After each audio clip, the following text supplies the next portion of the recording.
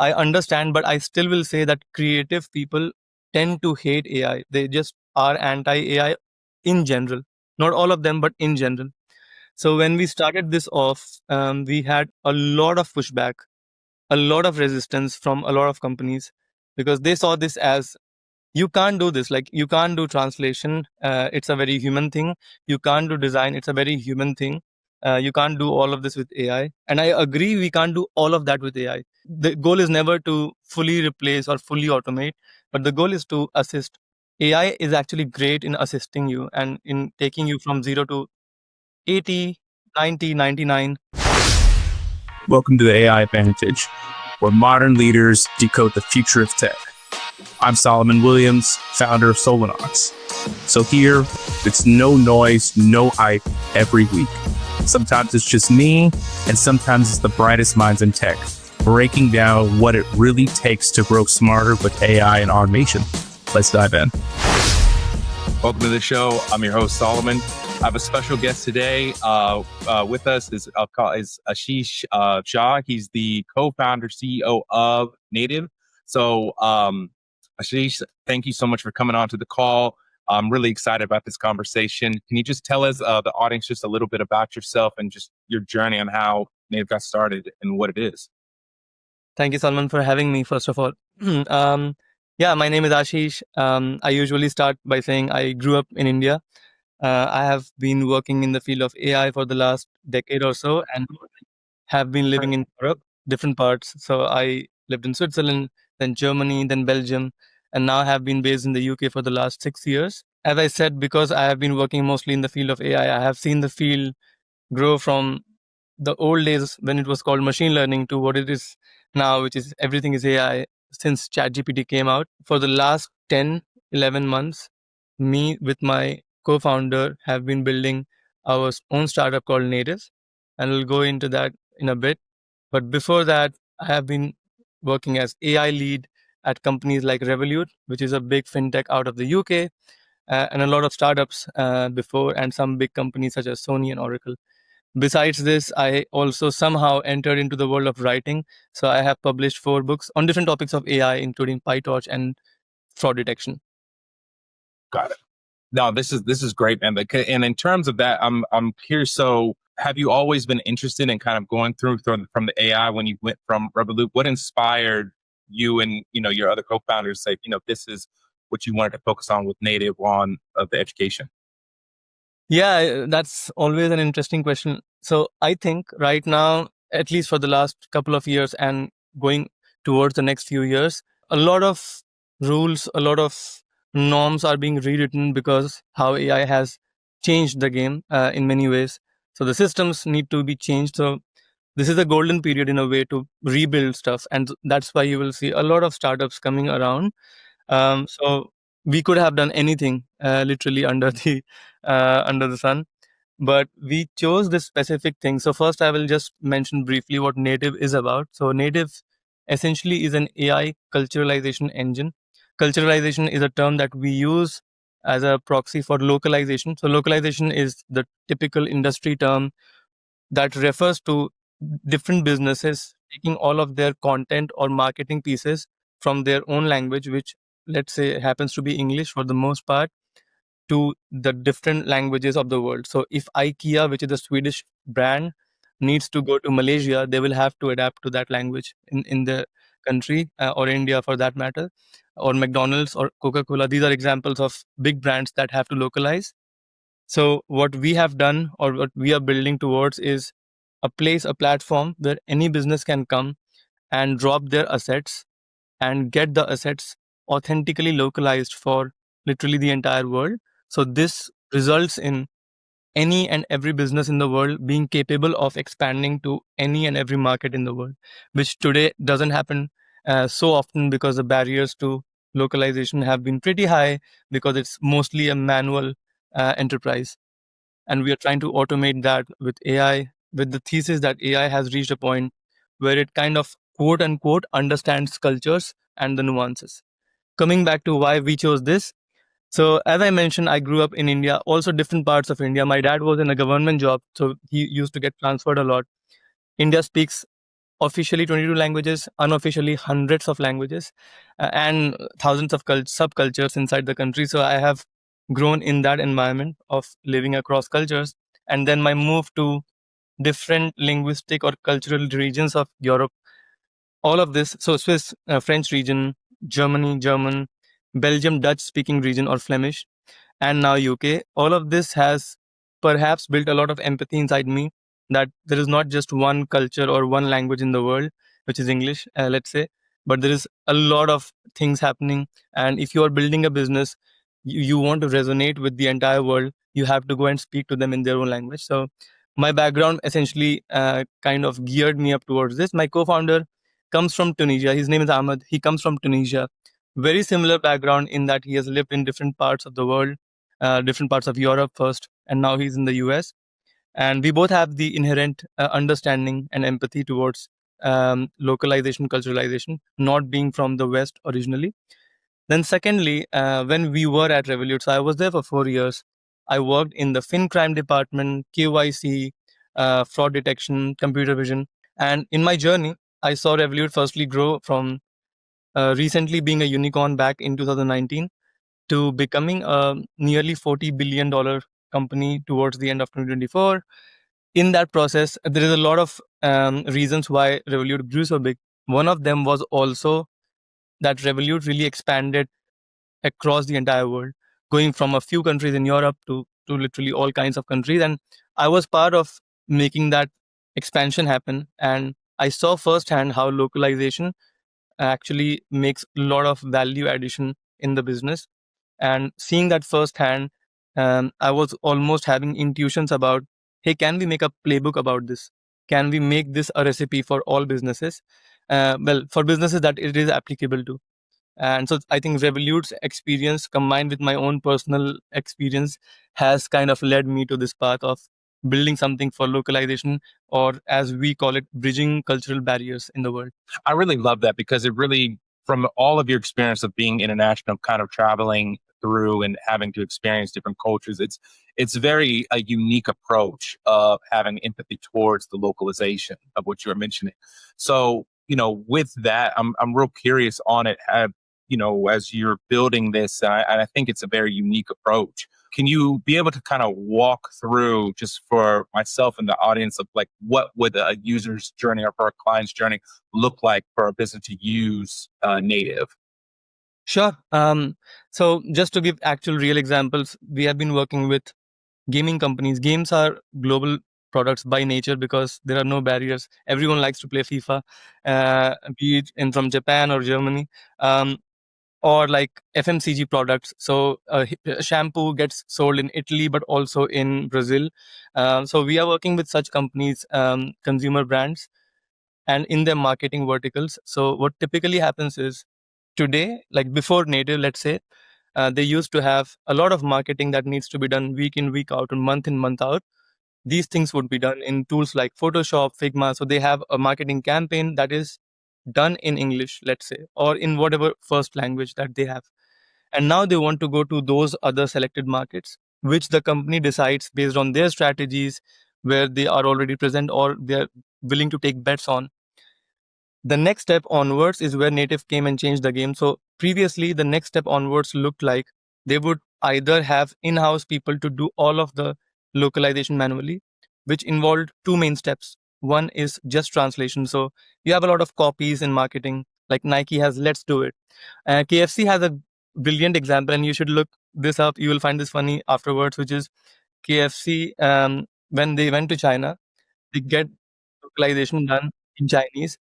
If you reverse, like translate that localization, the localized Chinese, I think it literally meant, it was almost like hazardous kind of a sentence where you will actually bite your fingers, like clinically remove your fingers or something. It just went in the wrong direction, the translation. And this is actually something that really happens a lot. So localization used to happen purely manually with first step of translation and the second step of design. So once you have the translation, let's say in a Word doc file, you would need to bring them back to those tools in the same kind of rotation, the color, the size. So native actually takes on both of these steps. we use the brands, whichever the brand is, their own brand voice. This is done through their historical data on whatever they have localized, but also just a brief about the company, what the company stands for. Like a Barbie product would be localized differently than a military tank, for example. So that, and then we also take on the design element. This is where our collective computer vision experience comes into play, where we are able to match the exact font, the exact style, the exact everything. So it fits in the same kind of, you call it technically artboards or market campaign assets. We literally place it as if you had the English asset, and now you suddenly have 10 more assets in Spanish, Portuguese, whichever languages you have asked us to do this for you. So this is how the flow looks like. They just deploy the assets on our platform and they get the results back in a few minutes. That's great. With that, because of having it, because now we're expanding to a global side and utilizing AI, do you feel like these major shifts right now? What are you seeing this now with other companies with the help of AI and similar with native, that this is the trend it's going to go? Where do you see it coming in the next, by the time of the next 5 years or so with the expanse and rapid deployment of these AI agents? This is this is such an interesting question, by the way, Salman. And we are so lucky to witness this kind of a wave. It's literally a wave. I'll tell why. We have been doing this for 10 months. We have already in these 10 months seen such a rapid civilizational adaptation. So the entire paradigm I mentioned to you, especially the second step where it involves designing, suddenly includes artists or the creative people. And as it stands, and I also think of myself as part creative because I do a lot of music. So I understand, but I still will say that creative people tend to hate AI. They just are anti AI in general. Not all of them, but in general. So when we started this off, we had a lot of pushback, a lot of resistance from a lot of companies because they saw this as, you can't do this, like you can't do translation, it's a very human thing. You can't do design, it's a very human thing. You can't do all of this with AI, and I agree, we can't do all of that with AI. The goal is never to fully replace or fully automate, but the goal is to assist. AI is actually great in assisting you and in taking you from 0 to 80, 90, 99. We hope it's 99, so that you have 100x your capacity. We received a lot of pushback, but I'm saying in these last 10 months, we have already seen that change.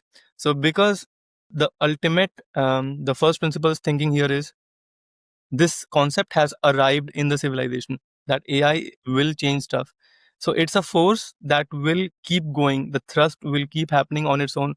If not me, someone else, some other person, maybe more brilliant than both of us combined, will come and do this anyway. So this has arrived to change how things are done. So I think people are slowly adapting to it because it's happening everywhere now.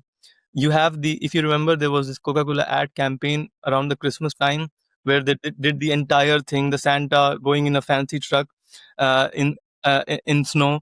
All of that was AI generated. A lot of fully AI generated clips are becoming viral.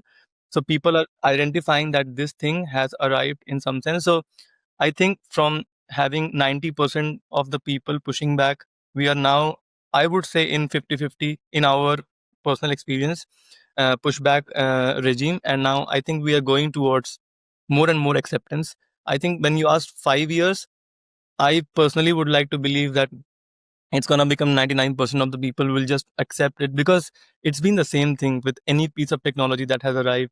When tractors were first invented, I'm pretty sure people did not see that as obvious, like, okay, this is how we will do it. They opposed it because they wanted to do it manually. So I think this will just be a matter of time and not 5 years. I feel our progress is really exponential. So what has happened in the last 1 year, equivalent progress will happen in the next 6 months or 3 months. No, and then with this side, do you feel like within the next not even 5 years, what is you think that's going to be really the tipping point that really shifts creative industry from that acceptance from that small to like a near universal adoption of the AI, like for specifically for native? there is no like it's not like a, I can't give you a mathematical answer that there is this Turing test equivalent here. It's more of a sociological phenomenon as well, where we are collective, as collective beings, always looking at, oh, VO3 came out, so it can generate these level of videos, so people test it to its limits. I think the limits are still defined by, first, you cannot generate, if I'm not mistaken, more than a minute long video coherently, atomically on its own. You cannot go deep into a particular kind of domain. So let's say you want to generate lectures on medical stuff, that's very fine grained and like very deep into one particular domain, and it does not work well. So there are limits right now which are very obvious. I think as all of these different labs, AI labs, are working on making this better, I think we will start going some like one defined vertical of the industry by vertical and start capturing them. Today, I think it's really at that stage where it's knocking at the door, that we are coming to automate a lot of this. And I would still like to think that creatives, if they embrace it, these tools, they would benefit so much from this, because what they used to do by hand, like if we think of my favorite cartoons from Pixar or any of those big studios, they used to be completely manual. Imagine them having to just do the start and the end frame. Everything else is filled between. The creativity still stays, but the mechanic part in between actually is taken care of. That's the way I would take it if I was in their shoes. But yeah, I think the tipping point is a very interesting question. For me, the sociological phenomenon. We will see that happening on the Twitters and the LinkedIn's of the world, where a new model will come and someday it will just open the door. Like the knocking of the door is already happening, and the opening of the door is about to happen.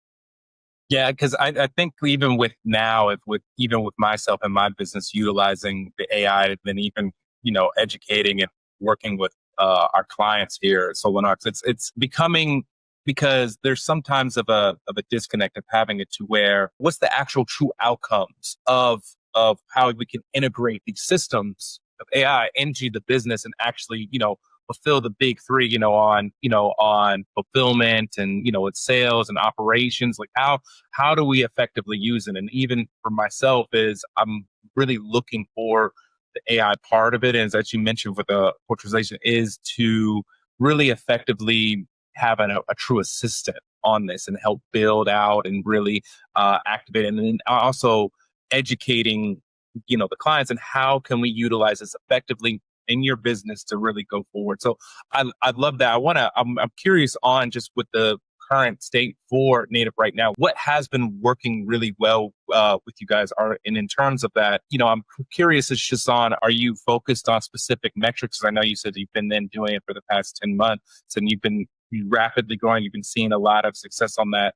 Are you looking more for adoption, for customer adoption, or usage retention? Like what has been on that side working well, and those specific metrics you're looking at? I'm curious. Yeah, one of those questions we keep thinking about almost every day. One of the key metrics, so to speak, or the key factors that we have had in mind is, so the story goes, we started off our journey and you do not know where this is going to lead you. So we started off with localization for games, in game, inside game, to localize stuff. It was super hard to sell, multitude of reasons. One is it's all text to text only, and that is something we thought, there is no design component involved, and there is no brand voice, so to speak. It's just a game's voice, and it was almost possible to do that straight up with LLMs as it is, instead of using us.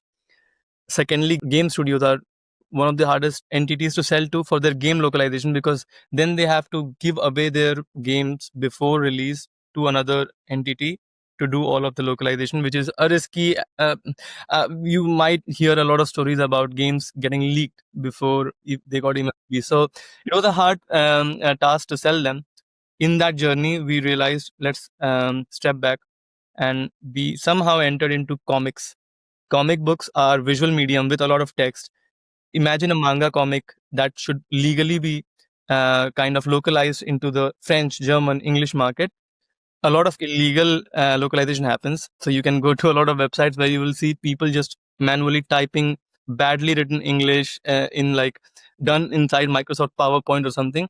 But we got a lot of deals on the comics front because we again had the computer vision experience, and we were able to translate or transcreate rather the entire storyline, all the speech bubbles, all the onomatopoeias. So we went there, and we were pretty content with that, but wrongly so. And then we happened to get backed by A16, the speed run, which was an incredible moment in our journey building native. Going to San Francisco, doing the speedrun program, we realized that our ambition is way too small. Like comics are just like a few $1 million market at best. So we started looking into a much bigger universe, which happened to be the marketing industry in general. So if we use native to localize any marketing campaign for any product. So from then onwards, I think one of the guiding factors for us has been how diverse can our product be in terms of what kinds of industries can use us. So first off, we started getting used by the gaming studio marketing verticals, not the game localization, but the marketing localization. And that really did well for us. We are continuing to build a lot of momentum there. But again, keeping the diversification in mind, coming from the background of Revolut, which is fintech, and fintech is also a global product in a way. We also started getting clients inside the fintech vertical. So that was the second. And then most recently, you can't not think about the consumer products that you grew up with that are available in different parts of the world. So the FMCG vertical. So we also started getting work with beauty brands. So lip liners, eyeliners, going from US to Germany to France. So this diversification basically tells you the, so to speak, the total addressable market that is so huge. It suddenly multiplies, right? Like you can basically do this for any and every company in the world if they are willing to go beyond their original market. So that has been one guiding principle to basically diversify the kind of clients that we have had. The knots for us, and the one thing that we care the most about when serving clients has been, what is the time as soon as they drop their asset, what is the time that they get the asset back? Our goal is to reduce that to like a zero point 0.1 second. You drop it, and you imagine a world where you just have, like, even for your podcast, if tomorrow you just want to test how will your podcast do in Dubai, and you can use 11 labs to do all the audio, all the subtitles, and then you also market it inside Dubai using native, using your campaigns, and we do like insanely amazing Arabic work on top of that, which speaks in the Arabic dialect of UAE. Then you get to test it immediately, and who knows if that works very well for you. That's the beauty of the world. You never know what can pop coming from the US or UK, in Japan or in Korea, because that happens with movies and TV series. A lot of movies from Iran do so well in US. A lot of TV serials from China do so well in India. Nobody would have thought, but it's just a matter of opening that to the new market. So yeah, going back to the question, we are heavily trying to diversify our clients so that we can capture a huge market. Yeah, so with that, I'm always so because you have so many different verticals on. I love it from the manga, from the video game aspect, when you really started, and then with FinOps. With that difference for the localization, are there certain foundational steps? Does it change in how you go about in providing the outcome for the client because it's a completely different industry, or is it the same because you're having to deal with language localization? Like, how does that work, especially even in the beauty market? As you said, I'm like fascinated by that. Yeah, initially, when we go to a new vertical, we have to spend a lot of time just doing custom work. But the awesome feeling comes from realizing that we can actually have a same engine that is doing the work for all of them. It is possible because ultimately, if you think about it, if you were a human that was working for L'Oreal, which is like a fashion, like a consumer product brand, and suddenly you moved to Riot Games and you were supposed to do localization, as a human, if you were forced to do this, you would basically read through what is Riot's principles on how do they localize stuff, like what are the kinds of words they use, what is the like the feeling of localization, and AI can grasp that if you provide enough data. So we have the same underlying the motherhood of our backend, which basically plugs into the data sets for these different kinds of clients, understands the market, understands how they speak to the French versus the Japanese market, and is able to then kind of fill the gaps, imitate. Localization is almost never about thinking out of the box. Let me remind you, so at Native, we do not do 0 to 1. So we do not produce completely new marketing materials yet for companies. We take the existing marketing material and transcreate this for the other market. So this task is also creative, but it's not creative to the level where only humans should and can do it. AI can also understand and imitate in a fine grained, sophisticated manner how to transcreate from English lines from the shampoo ad to Japanese lines equivalent. Mm, okay. And then with that, with having to adjust for that, what have you seen as the most challenging part of like educating companies on the difference between the translation and that true localization part of that? In so many things that we have to work with our clients, and have been very grateful to have some really good customers who are also willing to like participate in this rather than just delegating this to us. think of think of things like keywords. There are proprietary words that you do not need to translate. How do you handle them? Think of, sometimes we have to kind of instruct them almost like, hey, this might not fly in the Arabic market.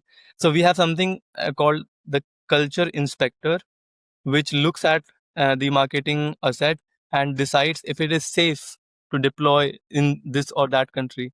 Beef is not that safe to deploy in a marketing campaign in India. Skeletons, not so safe in China. Promiscuity, not so safe in the Middle East.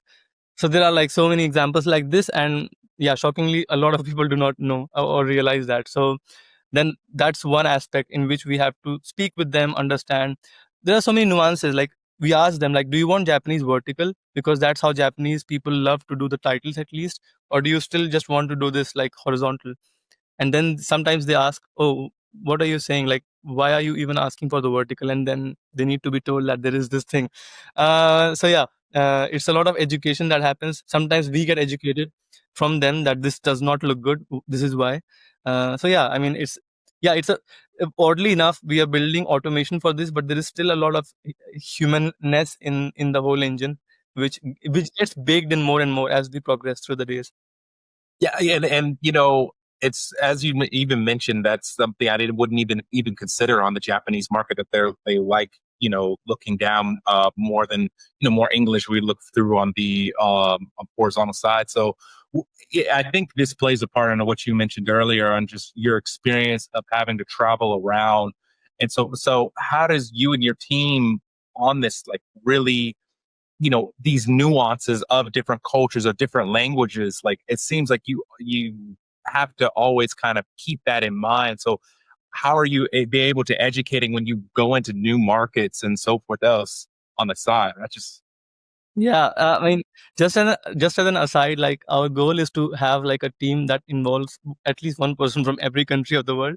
So, at some point, it's actually very likely to happen in this age where we have like a multicultural teams anyway. And also for investments, we always look for partners who at least have some empathy, or at least have one feet in some other country and not just purely based in the UK or the US, who are agnostic about the rest of the world. So we have that mindset baked in. But yeah, like going to completely new markets. So we had an ask from a client of ours, like, hey, I want to go to Lithuania, but I have no idea like what they do, or and why should I trust you, because none of you are from Lithuania. And then I had to show actually a live demo on, now that you have told me that you want to go to Lithuania, your brand has never been in Lithuania historically. But guess what? Brands that are similar to you, that have been, there is data about them that I can get officially, and now I can emulate that. So in like a follow-up call, I showed him the results and he was blown away, because the similarity of existing brands that go in that country, that you can automate now. You don't need to hire people from the competitor who did that for them.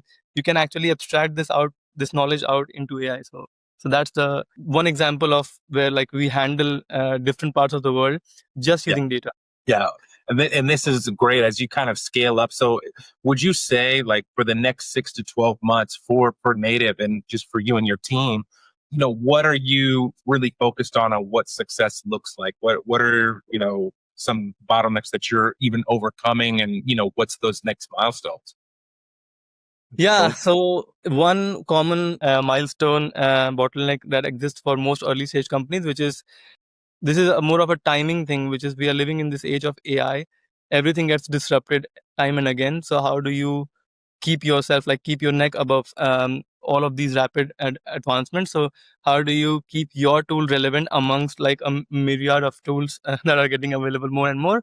So that is something we constantly work on, constantly keep our eyes on what's out there right now. More on the GTM side, what I mentioned to you so far is us reaching out to individual companies and brands. But if you really think about it, what is really the ultimate goal for us is to actually partner with agencies, because most brands of the world do not do localization themselves. They typically reach out to agencies who do this day in, day out, and they do it manually. So one of our milestones is to actually partner with agencies now in parallel with partnering with individual companies, because that basically you plug into this mothership of this happening day in, day out inside those agencies, as opposed to localization happening once in a month in individual companies. So that's one. And yeah, in general, as I told you about the diversification, we want to go more diverse and we want to deepen this. So when I said FMCG, I just mentioned a beauty brand, but FMCG is a whole world unto itself. So we want to deepen inside those verticals, get a lot more customers. It's never enough, as many as we can get. And yeah, one thing that keeps guiding us as a philosophy is I'm especially thrilled about opening up businesses that any company has never even thought about. So people don't really think about going to Tajikistan, for example.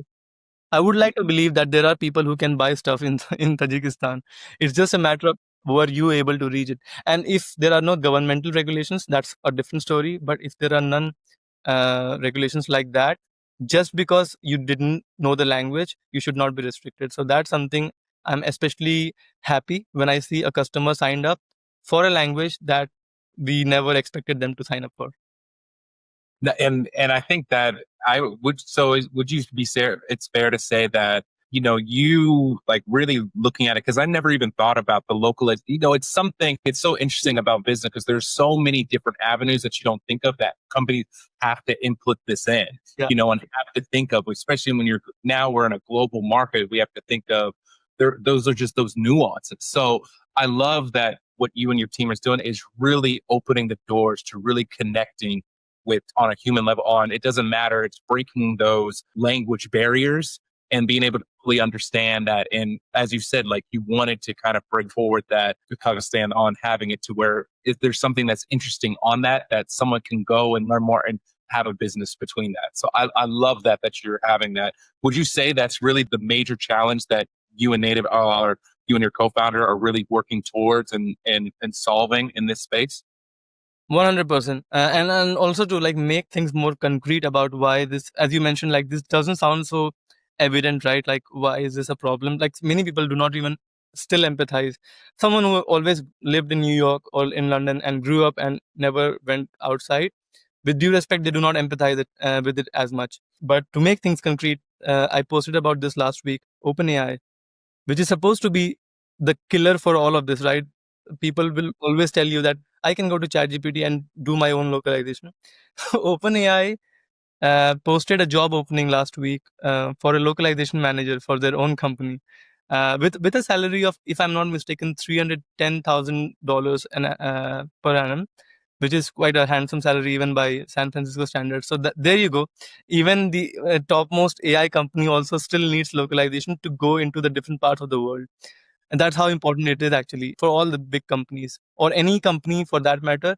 It's just limited by your imagination on how big you can grow your size of the market, essentially. You've really educated me, man, today, because that's such an avenue that I've never thought of, but it's such an integral piece. And not only on the business side, but I think just the whole social dynamic of it, really bringing us all together on that side with the usage of AI and then what Native is doing. So, like, if you had she's on like a magic wand, having it to like, if you could use AI regardless of whatever it can do, like what would you use to help, whether in your day to day or for and just overall, what would you have that be done? I have a silly answer to this and maybe a more serious one. So one of the things we realize, this is essentially B2B, right? We are trying to sell to businesses. So doing sales inside B2B, the entire sales cycle is so slow. People are so slow in responding. This is something you realize when you switch from being like an employee to being a founder. My new pet peeve is out of office replies because I'm just done with them. So if I had a magic wand, I would just make people faster to reply, and maybe like being able to predict. I was speaking to my co-founder about this. We should maybe build a model to predict people's out of office, time blocks that we can optimize the times we reach out to them. But on a more serious note, if I had a magic wand, what would I do is like when we speak with people, when we try to sell native to people or talk about native to people, I still feel like I speak with different kinds of job position holders, which is growth officer, chief growth officer, chief marketing officer, demand generation manager, localization manager. So except for localization manager, which is very obvious, who is doing this day in day out, the others also, they could think of increasing your market by going to different countries of the world. But I still am seeing that a lot of people fail to understand the power behind this. And a lot of times this happens that the time hasn't arrived yet for the most part. Like people are not still waking up to the idea of, hey man, I could go to India. I could just open up 1.5 billion new potential customers just by going to the different languages of India. So if I had a magic wand, I would just change their mindset about it, and just make them aware. Even if you don't use native, just go, just look out at the bigger picture. Like there is so much happening in the world, and that you can utilize a much bigger market than you think you can. Yeah, I think that I love that aspect on both of them. You brought up before I go, before we kind of wrap up on the side. I think, and especially for me, I fully understand of changing that mindset of what you were saying on becoming like an engineer aspect on your day to day work to now becoming a founder. And I think even for me, for me explaining with me, in the past Solanox and having to think on this and working with other leaders, like that mind shift of having it from that engineer, from that day to day work, from coming in, now you're building something new and you're having to work with that. So was that an easy transition for you as you've kind of switched over to now becoming mindset? Now you're speaking with and trying to educate, CMOs, CEOs, and so forth else, or were there some gaps to where you've learned and grew on that aspect? Does that make sense on the question? Yeah, 100%. You will see I'm pretty active on social media, especially LinkedIn, for this reason where we are also kind of educating people.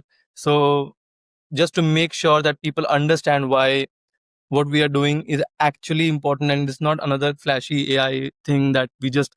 So I mean, I am 33 now. I would not be doing just AI for the sake of doing AI, because I have been in the field for a long time. I have seen through like the different ups and downs, what is flashy, what is not. This is more of a like a cultural phenomenon where its time will come. It has come in pockets, but for people to realize fully that languages will exist, even if there are apps like Duolingo, which is great, you get to learn new languages, but people will exist to live in their own cultures, in their own societies. However, great products can come from anywhere, and great products need to go everywhere.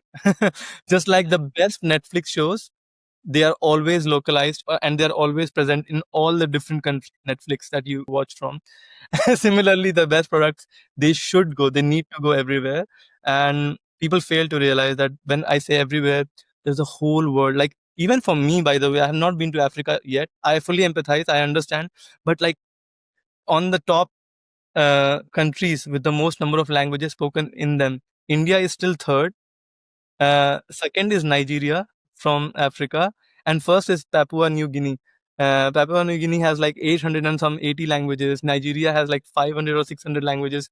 People don't realize that there is like Sure, there is an argument for purchasing power parity, but still, someone can do the math and tell me that 350 odd million people in the US compared to these like billions of people, there has to be some economic incentive to go out and sell your products in different markets. So this awareness, I think, yeah, I'm trying my best to like market this through Native, and also educating like the CMOs, the chief content officers, and so on about this. And I'm firmly like very optimistic about the fact that we are bridging those gaps through different medium, including Native.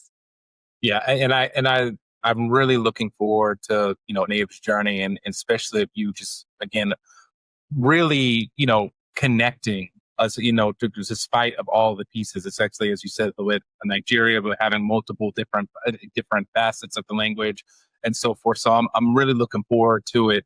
So she's like, where can people find you to learn more? What can they like? For all the, obviously, you said you're really prominent on LinkedIn. Where can they learn more on Native if they wanted to reach out and so forth else? Yeah, I'm available on LinkedIn. My name Ashish Ranjan Jha, which is the middle name. Also on Twitter. My username typically happens to be ARJ, which is Ashish Ranjan Jha, and 7192, which is my date of birth. So ARJ 7192 on X, on LinkedIn. Sometimes we post on YouTube as well. So I'm also on YouTube, and soon in Instagram and so on. The one thing is, to be a founder today, you almost also have to be an influencer, because the product by itself does not sell. So you have to stand by your product and like really go out there. So yeah, I'm pretty active on socials, not on Facebook though. Yeah. And then where people can find more on Native, they can just go to the website and so forth else to learn more about the product and so forth, right? 100%. So it's usenative.com. The company name is Native. We always get confused with Use Native, but it's just the domain that we got. So it's USENATIV without the E. So usenative.com is the website. And yeah, you can always book a call for anyone who is interested to learn more about this. And we also are doing self-serve. So anyone can actually sign up or log in into the platform and try it out on any language by themselves. Perfect. I love that. So for anyone else, they can go on to where she's mentioning, try it out the product, and then you can reach out and so forth. You want to add that into your business. So I love it. So Ashish, thanks so much for coming on to the show. It was great having you. You really opened my mind to just so many different possibilities of having for this localization, because that's not even something that I even considered, but it's so integral. And I love like what you and your team are doing. And I'm really looking forward to it, man. Thank you so much, and I'm glad I actually happened to tell you something new, and we shared something new and novel today. Perfect. All right. For everyone, thanks for tuning in. If you stayed with us, we really appreciate it. So look forward to you next time on the next episode. Take care, everyone. Bye. Thanks for tuning in to the AI Advantage. If this episode sparked an idea, share it with your network. Subscribe for more no-fluff conversations on how smart tech drives real outcomes. And if you're ready to future-proof your business, let's connect at solonox.net.